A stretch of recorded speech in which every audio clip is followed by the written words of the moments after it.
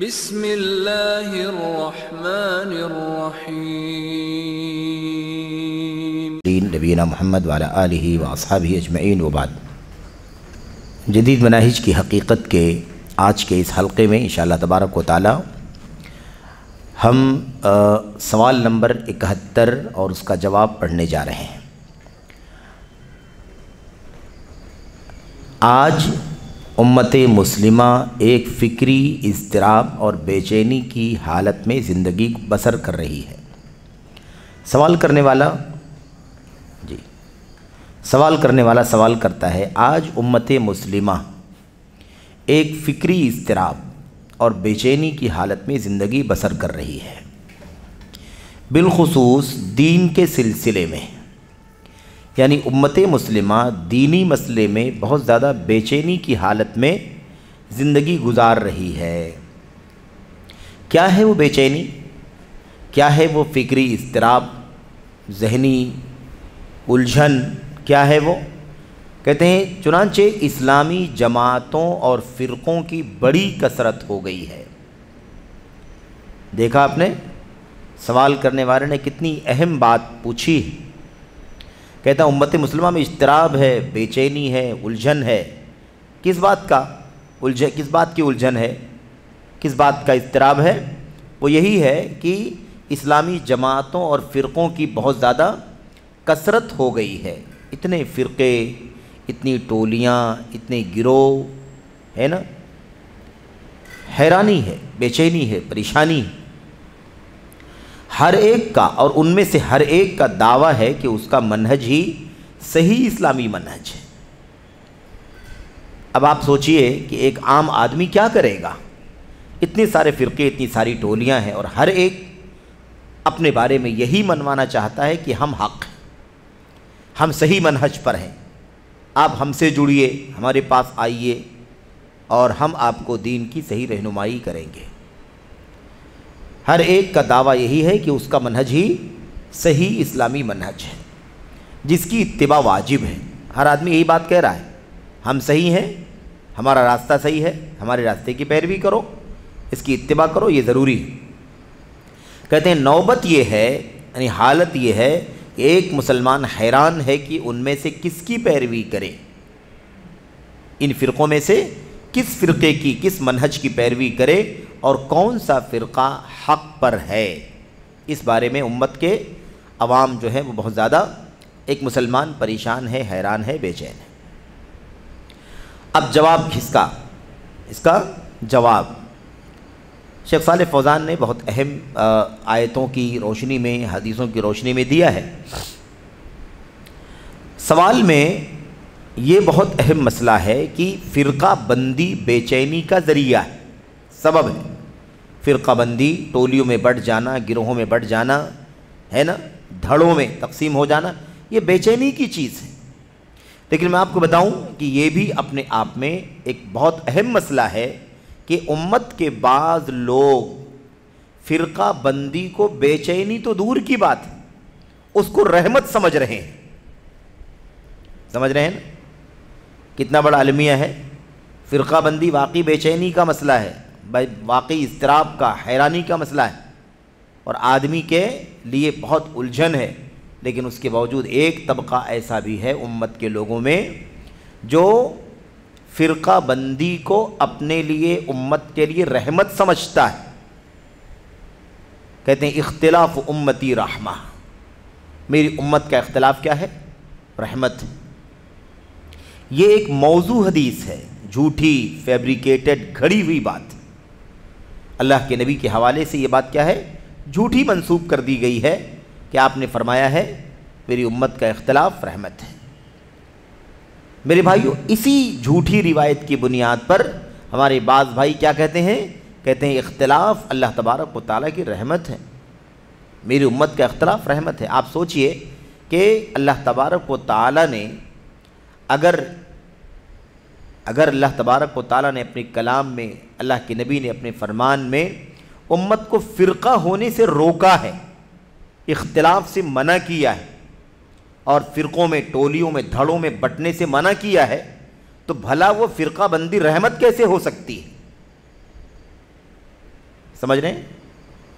اسی لیے علامہ ابن حزم رحمۃ اللہ علیہ نے کیا کہا ہے اپنی کتاب کے اندر، انہوں نے اس بات پر نقد کرتے ہوئے کہا ہے، جو لوگ یہ کہتے ہیں کہ میری امت کا اختلاف رحمت ہے، اگر میری امت کا اختلاف رحمت ہے تو پھر اتفاق و اتحاد یہ عذاب ہو جائے گا، ہے کہ نہیں؟ اگر فرقہ بندی رحمت ہے تو اختلاف تو اتحاد و اتفاق عذاب ہے کہ نہیں عذاب ہے، زحمت ہے کہ نہیں زحمت ہے، مصیبت ہے کہ نہیں مصیبت ہے؟ تو پھر اللہ تبارک و تعالیٰ بار بار یہ کہہ رہا ہے کہ لوگوں اللہ کی رسی کو مضبوطی سے تھام لو اور آپس میں فرقہ بندی مت کرو، ہے کہ نہیں؟ ایک امت بن کر کے رہو، امتن واحدہ، ان امتکم ھذہ امتن واحدہ، ان امتکم ھذہ امۃ واحدہ، تمہاری یہ امت ایک امت ہے، وَأَنَا رَبُّكُمْ فَاتَّقُونَ وَأَنَا رَبُّكُمْ فَاعْبُدُونَ، تو امتن واحدہ ہے، ایک امت ہے۔ اللہ سے ڈرو، اللہ تعالیٰ کی عبادت کرو، فرقوں میں نہ بٹو، سمجھ رہے ہیں؟ یہ بات اللہ تعالیٰ نے بار بار فرمائی ہے۔ تو ہم مسلمانوں کو واقعی فکر مند ہونا چاہیے کہ آخر اسلام ایک ہے، قرآن ایک ہے، سنت ایک ہے، قبلہ و کعبہ ایک ہے، راستہ ایک ہے، تو فرقہ بندی کیوں ہے؟ فرقہ بندی ختم ہونی چاہیے، اسلام میں فرقہ بندی کی کوئی گنجائش نہیں ہے۔ لیکن امت میں اختلاف لوگوں نے کیا ہوا ہے، فرقوں میں بٹے ہوئے ہیں، اور آپ نے فرمایا تھا کہ یہ معاملہ اتنا خطرناک ہے کہ دھیرے دھیرے حالت یہ ہو جائے گی کہ میری امت 73 فرقوں میں بٹ جائے گی، اصل والے کے علاوہ 72 لوگ نکل جائیں گے، اصل جو راستہ ہے اس کے علاوہ اس سے الگ الگ ہو کر کے 72 لوگ اپنی اپنی راہیں بنا لیں گے۔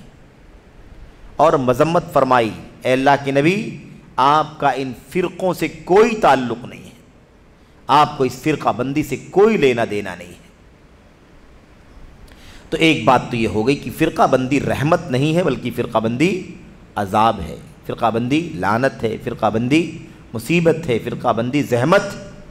مسلمانوں کی فرقہ واریت کی وجہ سے اسلام کی جڑیں کمزور ہو رہی ہیں، مسلمان پسپا ہو رہے ہیں، مسلمان ذلیل ہو رہے ہیں۔ اور پھر یہ بات بھی ذہن میں رہنی چاہیے کہ فرقہ بندی کے خلاف اتحاد کی جو بات کہی جاتی ہے، اتحاد ہونا چاہیے، اتفاق ہونا چاہیے، تو اتحاد اور اتفاق ہونا چاہیے، بھیڑ لگانا مقصد نہیں ہے، سمجھ رہے ہیں؟ اتحاد و اتفاق الگ چیز ہے اور بھیڑ لگانا الگ چیز ہے۔ بھائی کسی بھی کام کے لیے لائن لگتی ہے کہ نہیں لگتی ہے؟ آپ بتائیے کہ آج بمبئی شہر میں ٹرینوں میں سفر کرنے والے اس بات کو جانتے ہیں کہ کتنی بڑی تعداد بھیڑ لگا کر کے سوار ہوتی ہے، اترتی ہے، تو کیا وہ سب اتحاد و اتفاق کی مثال میں پیش کیے جا سکتے ہیں؟ وہ بھیڑ ہے، اتفاق و اتحاد نہیں ہے۔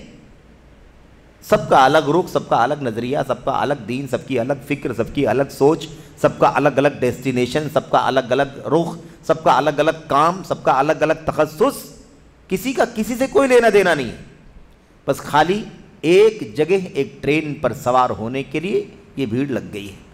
تو بھیڑ لگ جانا، گیدرنگ، اتحاد و اتفاق کا معنی نہیں ہے۔ اتحاد و اتفاق کا معنی کیا ہے؟ ایک مقصد کے لیے، ایک ہدف پر، ایک راستے پر، ایک منزل تک پہنچنے کے لیے اکٹھا ہونا، یہ ہے اتحاد۔ ایک قرآن پر، ایک سنت پر، ایک منہج پر، صحابہ کے طریقے پر، ہے نا؟ ایک مقصد اللہ کو راضی کرنے کے لیے، ایک مقصد جنت پانے کے لیے، جہنم سے آزاد ہونے کے لیے۔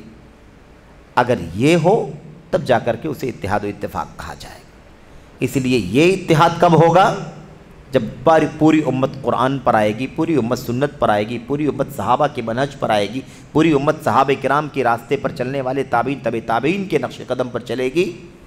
اس کے علاوہ کوئی نظریہ نہیں، کوئی فکر نہیں، کوئی فرقہ واریت نہیں، کوئی دھڑا نہیں، کوئی شخصیت نہیں، کوئی سٹیج نہیں، کوئی بینر نہیں، کوئی نام نہیں، تب جا کر کے امت میں اتحاد و اتفاق ہوگا۔ اس سے پہلے پلٹ کر کے جاؤ، جب امت کے اندر کوئی اختلاف نہیں تھا، ایک اللہ کے نبی کے سامنے بیٹھنے والے، اٹھنے والے، سفر حضر میں رہنے والے صحابہ کرام جس طرح چلتے تھے، رہتے تھے، بستے تھے، کوئی فرقہ تھا اس وقت؟ کوئی فرقہ نہیں تھا۔ فرقہ کیوں نہیں تھا؟ کیونکہ سب اللہ کی کتاب پر، نبی کی سنت پر چلنے والے تھے، اور وہی صحابہ تھے جو اس چیز کو سیکھ کر آگے بڑھانے والے تھے۔ اس کے بعد رافضیت آئی، خارجیت آئی، اس کے بعد تقلید آیا، اس کے بعد صوفیت آئی، اس کے بعد کتنے فرقے بن گئے، ہے کہ کوئی اس کی تعداد بھی میں سمجھتا ہوں کہ اگر اس کے اجزاء کی تعداد بھی اگر ہم جاننا چاہیں تو ممکن نہیں ہوگا۔ یہ صورتحال ہو گئی ہے۔ تو فرقہ بندی اور اتحاد و اتفاق کا تصور آپ کو اچھی طرح سے کر لینا چاہیے کہ صحیح اس کا تصور کیا ہے، صحیح اس کا معنی کیا ہے۔ تو جیسے فرقہ بندی مذموم ہے، ایسے اتحاد و اتفاق محبوب ہے۔ ید اللہ علی الجماع، اللہ کا ہاتھ جماعت کے اوپر ہے، سمجھ رہے ہیں؟ اللہ کے نبی کا فرمان الجماعۃ رحمہ والفرقۃ عذاب، اجتماعیت یعنی اللہ کی کتاب، نبی کی سنت اور صحابہ کے راستے پر جم جانا یہ رحمت، اور اس سے الگ ہو جانا یہ عذاب، یہ معنی ہے۔ ورنہ الگ الگ معانی میں الگ الگ لوگ الگ الگ نظریہ قائم کر لیتے ہیں جس کی اسلام سے کوئی گنجائش نہیں ہے۔ اب ہر آدمی سوچتا ہے کہ میں جو کر رہا ہوں اس پر لوگ اکٹھا ہو جائیں، صوفی چاہتا ہے سب صوفی ہو جائیں، خارجی چاہتا ہے سب خارجی ہو جائیں، ہے کہ نہیں؟ قبر پرست چاہتا ہے سب قبر پرست ہو جائیں، رافضی چاہتا ہے سب رافضی ہو جائیں، خارجی چاہتا ہے سب خارجی ہو جائیں، مقلد چاہتا ہے سب مقلد ہو جائیں، اندر جو تقلیدی ٹکڑے ہیں، حنفی چاہتا ہے سب حنفی ہو جائیں، مالکی چاہتا ہے سب مالکی ہو جائیں، شافعی چاہتا ہے سب شافعی ہو جائیں، حنفی چاہتا ہے سب حنفی ہو جائیں، سمجھ رہے ہیں؟ اس طرح سے آج جو فرقے آج جو نئے نکل گئے ہیں ماضی قریب کے اندر، اخوانی چاہتا ہے سب اخوانی ہو جائیں، مودودی والے چاہتے ہیں سب کے سب مودودی بن جائیں، ایسا ماحول جو بنایا گیا ہے اس کا اتحاد سے کوئی لینا دینا نہیں ہے۔ ہماری دعوت کیا ہے؟ ہماری دعوت یہ ہے کہ سب اپنے راستوں کو چھوڑ کر کے، سب کے سب اپنے راستوں کو چھوڑ کر کے، اپنی اپنی نسبتوں کو چھوڑ کر کے، اپنے اپنے کنیکشن کو، لنکس کو چھوڑ کر کے اس راستے پر آ جاؤ جس راستے پر نبی نے صحابہ کو چھوڑا، امت کو چھوڑا۔ اللہ کی سچی کتاب پر آ جاؤ، نبی کی سنت پر آ جاؤ، جیسے اللہ کی کتاب اور نبی کی سنت کو صحابہ نے دیکھا، سنا، پڑھا، سمجھا، عمل کیا، آگے اس کی دعوت دی، اسی راستے پر آ جاؤ، سارے جھگڑے ختم ہو جائیں گے۔ جب کوئی فرقہ نہیں تھا تب امت کیسے تھی، کس راستے پر امت تھی، اسی راستے پر آ جاؤ، سارے اختلافات ختم ہو جائیں، سارے فرقے ختم ہو جائیں گے۔ بتائیے نبی کے صحابہ کے ہاں اخوانیت، رافضیت، خارجیت، صوفیت ہے نا، اندھی تقلید، اس کا کوئی تھا گزر؟ کچھ بھی نہیں۔ تو وہی راستہ اگر ہم نے پکڑ لیا تو انشاءاللہ تبارک و تعالی سارے مسائل ختم ہو جائیں گے۔ ورنہ قیامت تک لوگ نعرے لگاتے رہیں گے، جھنڈے اٹھاتے رہیں گے، بینر چھاپتے رہیں گے، اسٹیج سجاتے رہیں گے اتحاد کے نام پر، قیامت آ سکتی ہے، اتحاد قائم نہیں ہو سکتا۔ اتحاد کے روٹ پر آنے سے اتحاد ہوگا، اس کے بغیر اتحاد نہیں ہو سکتا ہے۔ جیسے عیسائی دنیا چاہتی ہے کہ ساری دنیا اپنا عقیدہ چھوڑ کر کے، اپنے اپنے عقیدے چھوڑ کر کے، اپنے اپنے دھرم چھوڑ کر کے، کیوں دھرم کا اختلاف رہے، ایک دھرم پر سب کے سب آ جائیں، وحدت الادیان، ادیان میں ہے نا، ادیان میں اتحاد ہو جائے، اتنے سارے دین نہ رہیں، ایک دین ہو جائے۔ ہم بھی وہی کہتے ہیں، لیکن وہ ایک دین کون سا دین ہو جائے دنیا کے اندر؟ عیسائیت ہی کیوں ہو جائے، یہودیت کیوں ہو جائے، دوسرے دین دھرم کیوں ہو جائیں، وہ دھرم کیوں نہ ہو جائے دنیا میں ایک دھرم جس کو اللہ تبارک و تعالیٰ نے قیامت تک کے لیے اتار دیا ہے۔ سب کے سب ایک دھرم پر آ جائیں، بالکل ٹھیک ہے، لیکن وہ دین کون سا دین ہوگا؟ وہ اللہ کی خالص توحید کا دین ہوگا، محمد صلی اللہ علیہ وسلم کا دین ہوگا، تب جا کر کے نجات ملے گی۔ بقیہ سب ختم ہو چکا ہے، یہودیت، عیسائیت اپنا وجود ختم کر چکے ہیں، وہ منسوخ ہو چکے ہیں، ناقابل اعتبار ہو چکے ہیں، ان کا کوئی اعتبار نہیں ہے اسلام کی آمد کے بعد۔ بہرحال یہ ہو گئی بات اس حوالے سے۔ آئیے جواب میں شیخ کہتے ہیں فرقہ بندی کے حوالے سے، کہتے ہیں دین اسلام میں فرقہ بندی نہیں ہے، صرف پڑھنا ہے، بہت واضح سی باتیں ہیں، اس میں کوئی شرح کی ضرورت نہیں، اور یہ مسائل اس سے پہلے بھی آپ کے سامنے آتے رہے ہیں۔ دین اسلام میں فرقہ بندی نہیں ہے، کیونکہ دین اسلام نے ہمیں اتحاد و اجتماعیت کا حکم دیا ہے، اتحاد ایک ہونے کا، اجتماعیت قرآن سنت صحابہ کے راستے پر جم جانے کا، اسی پر اکٹھا ہو جانے کا۔ نیز یہ کہ ہم عقیدہ توحید اور اتباع رسول صلی اللہ علیہ وسلم پر قائم ایک جماعت اور ایک امت بن کر کے رہیں۔ ہمیں کیا کرنا ہے؟ ہمیں یہی کرنا ہے، عقیدہ توحید اور اتباع رسول صلی اللہ علیہ وسلم پر قائم ایک جماعت بن کر کے رہیں۔ تو ایک ہی رہیں اور اسی پر رہیں، بس اس کے سوا اور کچھ نہ رہیں۔ اللہ تعالیٰ فرماتا ہے ان هذه امتکم امۃ واحدہ وانا ربکم فاعبدون، یقیناً یہ امت تمہاری ایک امت ہے، یقیناً تمہاری یہ امت ایک امت ہے، وانا ربکم فاعبدون، اور میں تمہارا پروردگار ہوں، میں تمہارا رب ہوں، فاعبدون، اس لیے تم سب کے سب میری عبادت کرو۔ تو یہ بات فرمائی اللہ تبارک و تعالیٰ نے۔ آگے کیا کہا؟ وَاعْتَصِمُوا بِحَبْلِ اللَّهِ جَمِيعًا وَلَا تَفَرَّقُوا، اللہ کی رسی کو مضبوطی سے پکڑ لو اور فرقوں میں نہ بٹو، ٹکڑے ٹکڑے نہ بنو، بلکہ اللہ کی رسی کو مضبوطی سے تھام لو۔ وہی اللہ کی کتاب، نبی کی سنت، صحابہ کا طریقہ، یہ اللہ کی رسی ہے، اس کو مضبوطی سے پکڑ لو اور ٹکڑوں میں نہ بٹو، کسی اور طرف نہ جاؤ۔ وہی قرآن سنت اور صحابہ کا طریقہ، اسی پر رہو گے تو کسی اور فرقے کی طرف، کسی اور دھڑے کی طرف، کسی اور نظریے کی طرف نہیں جاؤ گے۔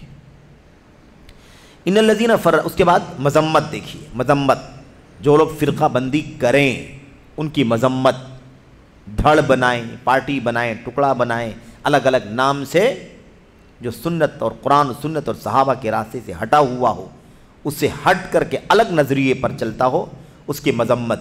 اللہ فرماتا ہے ان الذین فرقوا دینہم وکانوا شیعا لست منہم فی شیء انما امرہم الی اللہ ثم ینبئہم بما کانوا یفعلون۔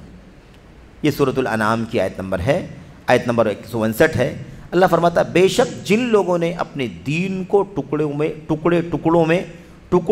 میں بانٹ دیا، بے شک جن لوگوں نے اپنے دین کے ٹکڑے کر لیے، وَكَانُوا شِيَعًا، اور ٹکڑوں میں، ٹولیوں میں، گروہوں میں بٹ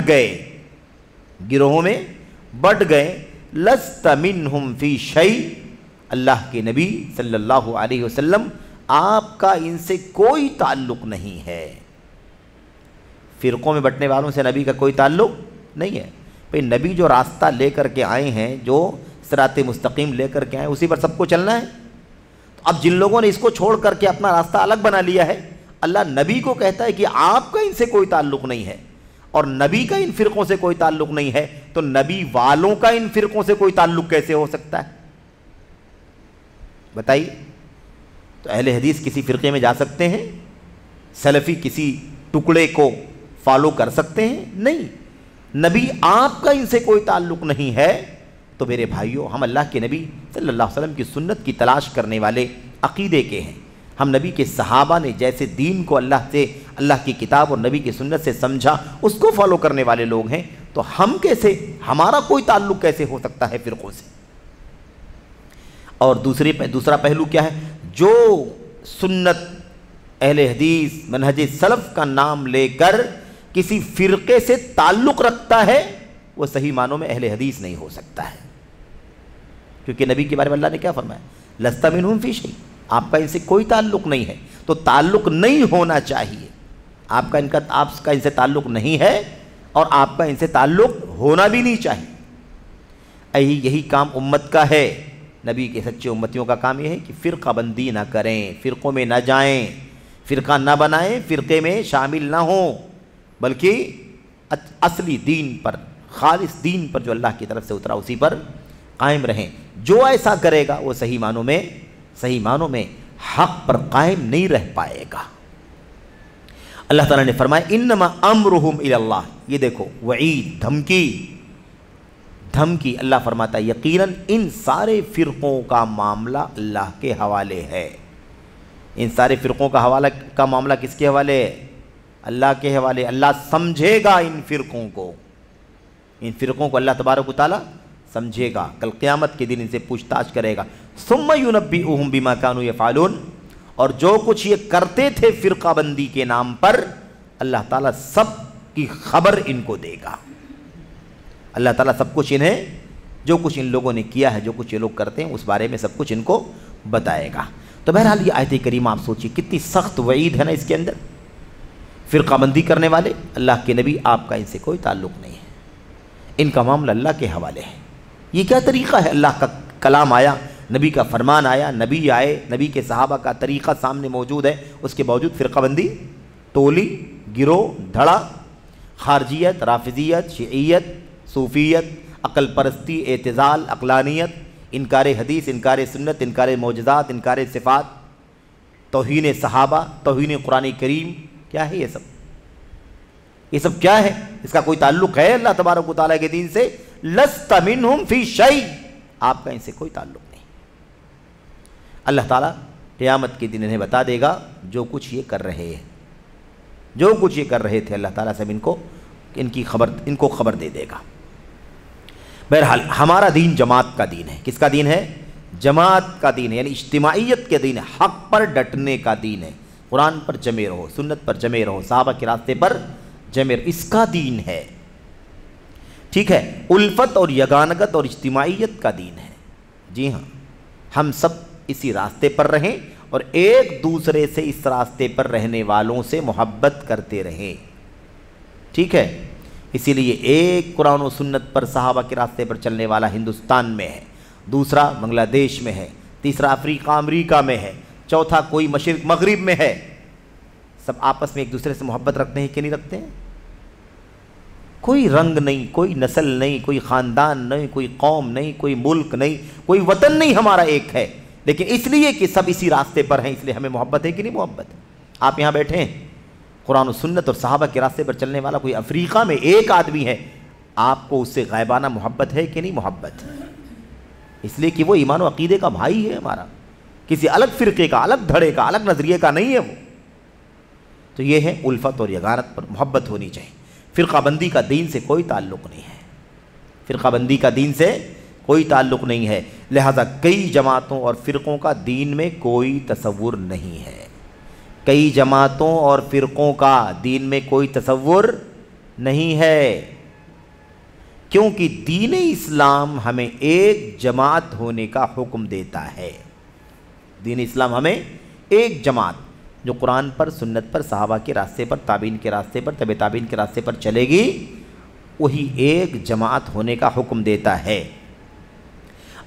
نبی فرماتے ہیں المؤمن للمؤمن کالبنیان یشد بعضہ بعضا، مومن مومن کے لیے ایک عمارت کی طرح، مومن مومن کے لیے ایک عمارت کی طرح، کالبنیان عمارت کی طرح، یشد بعضہ بعضا، اس کا ایک حصہ دوسرے حصے کو مضبوط کرتا ہے۔ عمارت تیار ہوتی ہے اینٹوں سے، اینٹ گاروں سے تیار ہوتی کہ نہیں ہوتی؟ کتنے ٹکڑے مل کر کے ایک بنتے ہیں، ایسے ہی مومن اس راستے پر چلنے والے ایک ہو کر کے رہتے ہیں، فرقوں میں نہیں بٹتے، سب مل کر کے دیوار کھڑی کر دیتے ہیں، سب مل کر کے عمارت بن جاتے ہیں۔ ایسے ہی مومنوں کو ہونا چاہیے۔ بنا بری اس لیے ضروری ہے کہ ہم اتحاد و اجتماعیت اپنائیں، ضروری ہے کہ ہم کیا کریں؟ اتحاد و اجتماعیت اپنائیں اور ایک جماعت ہو کر رہیں جس کی بنیاد توحید ہو۔ اب ہر جماعت کھڑی ہوتی ہے، کہتی ہے ہمارے ساتھ آ جاؤ، سارے چاہتے ہیں کہ ہمارے ہو جائیں، بریلوی چاہتا ہے سب بریلوی ہو جائے، دیوبندی چاہتے ہیں سب دیوبندی ہو جائیں، اخوانی چاہتے ہیں سب اخوانی ہو جائیں، صوفی چاہتے ہیں سب صوفی ہو جائیں، ہے کہ نہیں؟ جماعت اسلامی چاہتے ہیں سب کے سب مودودی صاحب کی فکر پر آ جائیں، ہے کہ نہیں؟ مسلکی اختلافات والے چاہتے ہیں سب ہمارے مسلک کے ہو جائیں، حنفی، مالکی، شافعی، حنبلی ہو جائیں۔ میرے بھائیوں، اصل میں یہ سب چیزیں کیا ہیں؟ اس کا دین سے کیا تعلق ہے؟ مجھے بتائیے بھئی، یہ دین، یہ قرآن، یہ سنت تو ان ناموں سے بہت پہلے موجود ہے۔ بھئی کیا قرآن اترا تو اللہ کے نبی علیہ السلام جب نبی تھے، کیا اس وقت یہ نام تھے؟ یہ نام تھے حنفی، شافعی، مالکی، حنبلی؟ اور یہ جتنی فرقوں کا نام ہم نے لیا، ان کے بانیوں، ان کے فاؤنڈروں کے نام تھے؟ نہیں تھے۔ اسلام تو اس سے بہت پہلے کا ہے، تو آپ ہم کو یہاں کہاں روک رہے ہیں کہ یہ ہو جاؤ، یہ ہو جاؤ، یہ ہو جاؤ، یہ ہو جاؤ؟ یہ پابندی کیوں لگا رہے ہیں آپ؟ سب کو اسی راستے پر چلنا ہے جو راستہ نبی نے دیا ہو امت کو، اس کے علاوہ کسی کے لیے کوئی اختیار نہیں ہے۔ تو صاحب کہتے ہیں سب ایک جماعت ہو کر رہیں جس کی بنیاد کیا ہو؟ توحید ہو، جس کی بنیاد توحید ہو۔ جا کے تلاش کرو یہ بنیاد دنیا کی کس فرقے میں پائی جاتی؟ سارے فرقوں کو کھنگال کے چھان کے دیکھ لو، چیک کر لو کہ جس کی بنیاد توحید ہو، توحید خالص، ملاوٹ والی توحید نہیں، صوفیت والی توحید نہیں، سمجھ رہے؟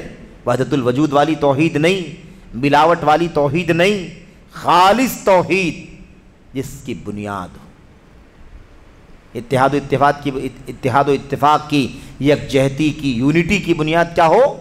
اللہ کی توحید ہو، اس کا منہج رسول اللہ صلی اللہ علیہ وسلم کی دعوت ہو۔ نبی نے کس بات کی دعوت دی ہے بھائی؟ سنت کی دعوت دی کہ نہیں دی؟ ہاں، اللہ کی کتاب، اللہ کے نبی کی سنت، اسی پر چلو، اور اس کا راستہ دین اسلام ہو۔ اس کا راستہ کیا ہو؟ دین اسلام ہو، جو اللہ عز و جل کا ارشاد ہے وَأَنَّ هَذَا صِرَاطِي مُسْتَقِيمًا فَاتَّبِعُوهُ وَلَا تَتَّبِعُوا السُّبُلَ فَتَفَرَّقَ بِكُمْ عَنْ سَبِيلِهِ ذَلِكُمْ وَصَّاكُمْ بِهِ لَعَلَّكُمْ تَتَّقُونَ۔ اللہ نے صاف فرمایا یہ میرا دین ہے، یہ میرا راستہ ہے، یہ میرا سیدھا راستہ ہے، ٹھیک ہے، مستقیم راستہ ہے، اسی پر چلو، دوسرے راستوں پر مت چلو۔ حکم ہے کہ نہیں حکم ہے؟ اسی راستے پر چلو، دوسرے راستوں پر مت چلو۔ تو دوسرے فرقوں کے ساتھ جانا جائز ہے؟ کسی اور فرقے کے راستے کو اختیار کرنا جائز ہے؟ نہیں جائز۔ اللہ صاف کہہ رہا ہے یہی صراط مستقیم ہے، قرآن سنت، اور قرآن سنت کو سب سے پہلے جس نے پڑھا سیکھا، اسی پر تم چلو، وَلَا تَتَّبِعُوا السُّبُلَ، اور دوسرے راستوں پر مت چلو۔ تو اسی پر چلنا ضروری ہے، دوسروں پر نہ چلنا ضروری ہے۔ بہرحال اس کے بعد کیا فرمایا؟ ورنہ وہ راہیں تم کو اللہ کی راہ سے جدا کر دیں گی، ورنہ وہ راستے کیا کر دیں گے؟ تمہیں اللہ کے راستے سے الگ کر دیں گے، جدا کر دیں گے، نہ جانے کہاں چلے جاؤ گے، پتہ نہیں کہاں چلے جاؤ۔ اس کا تم کو اللہ تعالیٰ نے تاکیدی حکم دیا ہے تاکہ تم پرہیزگاری اختیار کرو، اس کا اللہ تعالیٰ نے تمہیں حکم دیا ہے۔ بہرحال کہتے ہیں لہٰذا ان مختلف جماعتوں اور دنیا میں پھیلی ہوئی فرقہ واریت کو اسلام برداشت نہیں کرتا۔ دیکھا آپ نے، اتنے سارے فرقوں، جماعتوں، ٹولیوں کو جو دنیا میں پھیلی ہوئی ہیں، اسلام اس کو برداشت نہیں کرتا، بلکہ اس سے بڑی سختی سے منع کرتا ہے، اس فرقہ واریت سے سختی سے منع کرتا ہے، اور عقیدہ توحید پر متحد ہونے کا حکم دیتا ہے۔ اب مسئلہ یہ کہ اتنے سارے فرقے ہیں، ان فرقوں کے ہاں توحید خالص ہی نہیں ہے، اکثر فرقوں کے ہاں تو توحید کی دعوت ہی مفقود ہے، غائب ہے، اور کسی کے ہاں توحید کا ذکر موجود ہے تو وہ توحید خالص نہیں ہے، ملاوٹ والی ہے، علم غیب ہے، استمداد ہے، استغاثہ ہے، استعانہ ہے کہ نہیں، فریاد ہے غیر اللہ سے، سب کیا ہے؟ یہ سب کیا ہے؟ وحدت الوجود ہے، یہ سارے عقیدے پائے جاتے ہیں، خالص توحید ہی نہیں۔ تو خالص توحید نہیں ہے تو بھلا اتحاد کیسے ہو سکتا ہے؟ اتحاد کے لیے خالص توحید بنیادی شرط ہے۔ اس کے بعد حاشیہ نمبر 1 میں مختصر سی بات لکھی ہوئی ہے، اسے بھی ہم پڑھ کے ختم کر لیں تاکہ یہ مضمون مکمل ہو جائے۔ کہتے ہیں یہاں پر حاشیہ نمبر 1 میں کہتے ہیں آپ دیکھیں گے کہ آج کل دعوتی میدان میں موجود فرقوں کا یہی کہنا ہے۔ کیا کہنا ہے بھائی؟ آج کل جو فرقے موجود ہیں دعوت کے نام پر، ان کا یہی کہنا ہے کیا؟ کہ توحید کی دعوت، شرک کا رد، غور سے پڑھنا، توحید کی دعوت، شرک کا رد، قبوں کا انہدام، یعنی قبوں کو ڈھانا، جو قبے بنے ہیں قبروں پر، مزاروں پر، ان کا انہدام یعنی ان کو ڈھانا، ان کو ختم کرنا، توڑ کے ان کو ختم کرنا، بدعات سے تنبیہ و تحذیر، یعنی بدعات سے آگاہ کرنا اور ڈرانا، یہ سب چیزیں کیا ہیں؟ اور کتاب و سنت کی مخالفت کی تردید وغیرہ، کتاب و سنت کی مخالفت اگر کوئی کرتا ہے تو اس کی تردید۔ کہتے ہیں یہ تمام چیزیں تفرقہ پیدا کرتی ہیں، اجتماعیت نہیں۔ سارے فرقوں کا ایک پیراگراف میں جائزہ لے لیا گیا، اس کے اندر توحید کی بنیاد اتحاد ہے کہ نہیں، اتحاد کی بنیاد توحید ہے کہ نہیں، بھئی جب تک توحید ایک اللہ کی بندگی کرنے والے نہیں بنیں گے تب تک اتحاد کہاں سے پیدا ہوگا؟ وہ فلاں ولی، وہ فلاں قبر، وہ فلاں پیر، وہ فلاں نبی، وہ فلاں فرشتہ، وہ فلاں، اللہ کی عبادت خالص ہے ہی نہیں تو اتحاد کہاں سے ہوگا؟ اتحاد کے توحید کے بغیر نہیں ہو سکتا۔ اتحاد اور اجتماعیت کی بنیاد ایک اللہ کی تعالیٰ کی توحید، خالص توحید، اور نبی کریم صلی اللہ علیہ وسلم کی سنت، اس سے تجاوز نہ کرنا، یعنی بدعت نکالنا، منمانی کوئی چیز نکال لینا، اس کی گنجائش نہیں ہے۔ قرآن و سنت کو ویسے سمجھنا جیسے اللہ کے نبی کے صحابہ نے سمجھا اور امت کے سامنے پیش کیا، یہ توحید، یہی اتحاد کی بنیاد ہے۔ تو آج دیکھیے، آج کل دعوتی میدان میں جو کام کرنے والے ہیں یا جو فرقے دعوتی مانے جاتے ہیں، آج کل بہت سارے فرقے، یہی سب فرقے جس کا ذکر میں اکثر کرتا رہتا ہوں، ان فرقوں کا یہی کہنا ہے کہ اگر توحید کی دعوت دیں گے، اگر توحید کی دعوت دیں گے، شرک کی تردید کریں گے، شرک پر رد کریں گے، قبوں کو گرائیں گے، بدعات سے آگاہ کریں گے، ڈرائیں گے، کتاب و سنت کی مخالفت کی تردید کریں گے، تو ان تمام چیزوں سے کیا ہوگا بھائی؟ ان تمام چیزوں سے تفرقہ پیدا ہوگا۔ یہ اکثر آج کی فرقوں کا معمول ہے۔ تو توحید کو جو فرقہ واریت کا ذریعہ سمجھتا ہے، سنت کو فرقہ واریت کا ذریعہ سمجھتا ہے نا، قبوں کو ڈھانے سے کہتا ہے فرقہ بندی پیدا ہوگی۔ ارے بھی قبے بنائے گئے اس لیے فرقہ بنا نا، ایک فرقہ ہے جو قبہ پرستی کرتا ہے، قبے بناتا ہے۔ قبے بنانے کا کیا حکم ہے شریعت کے اندر؟ حرام ہے قبے بنانا شریعت کے اندر۔ میرے بھائیو، اللہ کے نبی نے قبوں کو ڈھانے کا حکم دیا، تو اسلام کیسے ہو جائے گا؟ بعض کہتے ہیں شرک، قبے کو ڈھاؤ گے تو اتحاد کے خلاف ہے، اجتماعیت کے خلاف ہے۔ کیا مطلب نکلے گا بھائی اس کا؟ اس کا مطلب نکلے گا سب چلنے دو، قبے بنائیں، قبر پرستی کریں، مزارات پرستی کریں، شرک کریں، توحید کا عطا پتہ نہ ہو، قرآن کی مخالفت کریں، سنت کی مخالفت کریں، بدعات صبح شام کرتے پھریں، تو اتحاد ہے؟ کچھ نہ بولا جائے تو، کچھ نہ بولا جائے تو اتحاد ہے، اور اس کے خلاف اگر رد کیا جائے تو اتحاد کے خلاف ہے۔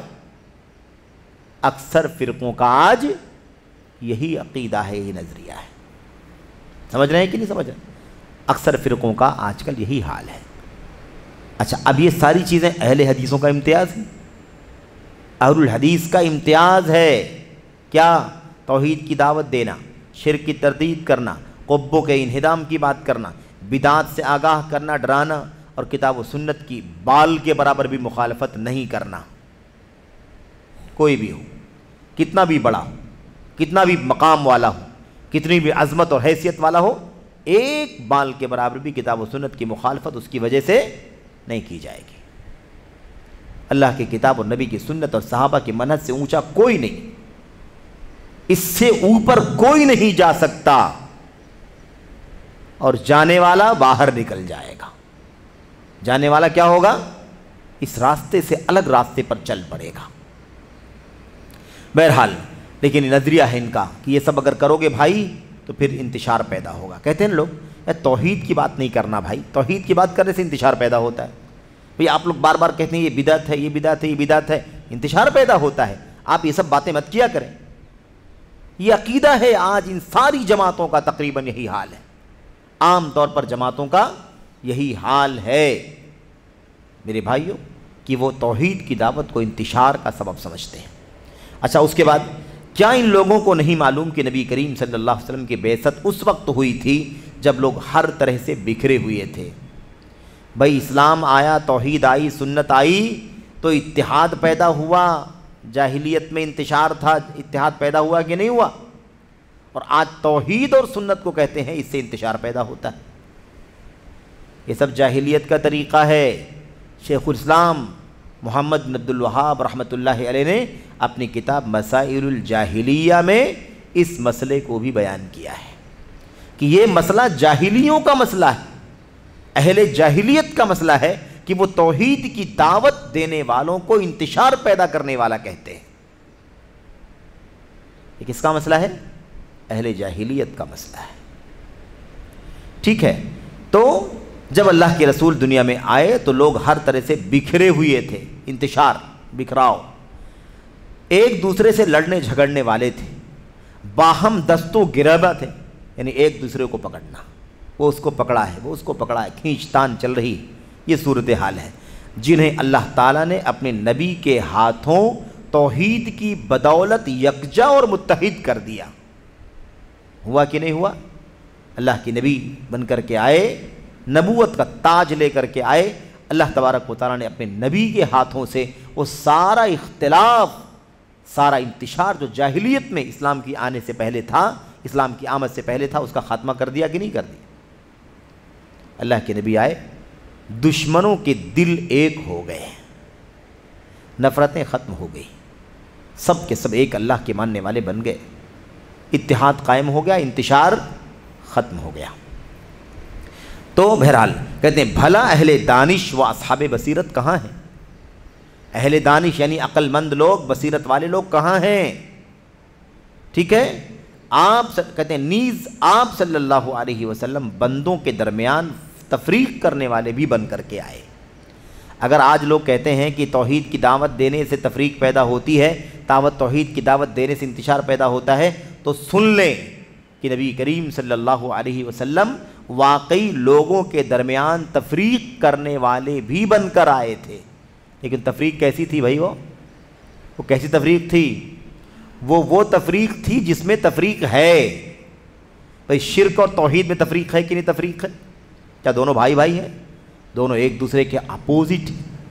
کفر، شرک، نفاق اور ایمان، توحید، اخلاص ایک دوسرے کے اپوزٹ ہے کہ نہیں اپوزٹ؟ ایک دوسرے کے درمیان فرق ہے کہ نہیں فرق؟ جدائی ہے کہ نہیں جدائی؟ یہ توحید ہے، یہ شرک ہے، یہ ایمان ہے، یہ کفر ہے، یہ اسلام ہے، یہ کفر و شرک ہے کہ نہیں؟ یہ سنت ہے، یہ بدعت ہے۔ تو یہ ظاہر سی بات ہے کہ الگ ہی الگ چیزیں ہیں۔ یہ تو تم ملا رہے ہو، گڑمٹ کر رہے ہو، خلط ملط کر رہے ہو میرے بھائیوں، ورنہ اللہ کے نبی صلی اللہ علیہ وسلم تفریق پیدا کرنے کے لیے بھی آئے تھے، جدائیگی پیدا کرنے کے لیے بھی آئے تھے۔ کون سی جدائیگی؟ یہی جدائیگی، حق اور باطل کے درمیان دیوار کھڑی کرنے کے لیے آئے تھے، توحید اور شرک کے درمیان تفریق کرنے کے لیے آئے تھے، سنت اور بدعت کے درمیان تفریق پیدا کرنے کے لیے آئے تھے۔ یہ سنت ہے، یہ بدعت ہے، یہ حق ہے، یہ باطل ہے، اجالا ہے، یہ اندھیرا ہے، یہ دھوپ ہے، یہ اس کی وضاحت کرنے کے لیے اللہ کے نبی صلی اللہ علیہ وسلم آئے تھے۔ کیوں؟ اس لیے کہ اللہ کے نبی علیہ السلام نے خود فرمایا، بلکہ فرشتوں نے یہ بات کہی تھی۔ کس نے کہا تھا؟ یہ بات فرشتوں نے کہی تھی، جابر بن عبداللہ رضی اللہ تعالیٰ عنہ کی روایت میں، کہ وہ محمد صلی اللہ علیہ وسلم فرق بین الناس، محمد صلی اللہ علیہ وسلم لوگوں کے درمیان تمیز و تفریق کرنے والے ہیں۔ یعنی اللہ کے نبی آئیں گے تو چھانٹ کے رکھ دیں گے، یہ شرک والے ہیں، کفر والے ہیں، نفاق والے ہیں، بدعقیدگی والے ہیں، بتوں کی پوجا کرنے والے ہیں، اور یہ توحید والے ہیں، ایک اللہ کی عبادت، ایک اللہ کی بندگی، ایک اللہ کے لیے نماز، ایک اللہ کے لیے روزہ، کوئی بھی عبادت کا کام غیر اللہ کے لیے نہیں کرتے ہیں۔ تو یہ بات اللہ کے نبی صلی اللہ علیہ وسلم کے سلسلے میں خود فرشتوں نے کہا تھا، وہ محمد صلی اللہ علیہ وسلم فرق بین الناس۔ تو محمد صلی اللہ علیہ وسلم تفریق پیدا کرنے کے لیے، اگر آج کوئی ہم کو توحید کی دعوت دینے کی وجہ سے، توحید کی دعوت دینے کی وجہ سے اگر کہتا ہے کہ تفریق پیدا کر رہا ہے، انتشار پیدا کر رہا ہے، تو چڑھنے کی بات نہیں، اسے بتا دو کہ ہاں ہم تفریق پیدا کرنے کے لیے آئے ہیں، تفریق پیدا کر رہے ہیں، اس لیے کہ شرک الگ ہے، توحید الگ ہے، ایمان الگ ہے، اخلاص الگ ہے، تو ہم اسی کی دعوت دینے کے لیے آئے ہیں۔ ظاہر سی بات ہے کہ حق و باطل الگ الگ ہو جائیں گے کہ نہیں ہو جائیں گے؟ توحید و شرک الگ الگ ہو جائیں گے کہ نہیں؟ سنت و بدعت الگ الگ ہو جائیں گے یا نہیں؟ تو ہم ایسے ہی جیسے اللہ کے نبی صلی اللہ علیہ وسلم امت کے درمیان، لوگوں کے درمیان حق اور باطل کے اعتبار سے فرق کرنے کے لیے آئے تھے، ایسے ہی ہم بھی حق اور باطل کے درمیان فرق کرنے والے ہیں، کیونکہ ہم نبی کے امتی ہیں، آپ کے متبعین ہیں، آپ کے پیروکار ہیں۔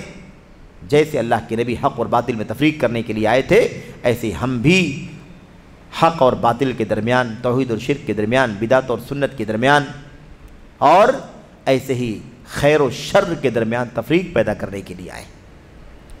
تو کوئی بھی کتنا بھی طعنہ دے، آپ اس کو یہ سمجھائیں۔ اللہ سے دعا کرتے ہیں کہ اللہ تبارک و تعالی ہمیں اور آپ کو جدید مناہج کے فتنوں سے، جدید مناہج کے ہتھ کنڈوں سے، سازشوں سے اللہ تبارک و تعالی بچنے کی توفیق عطا فرمائے۔ آمین یا رب العالمین۔ وصلی اللہ وسلم وبارک علی نبینا محمد وعلی آلہ وصحبہ اجمعین۔ السلام علیکم ورحمۃ اللہ وبرکاتہ۔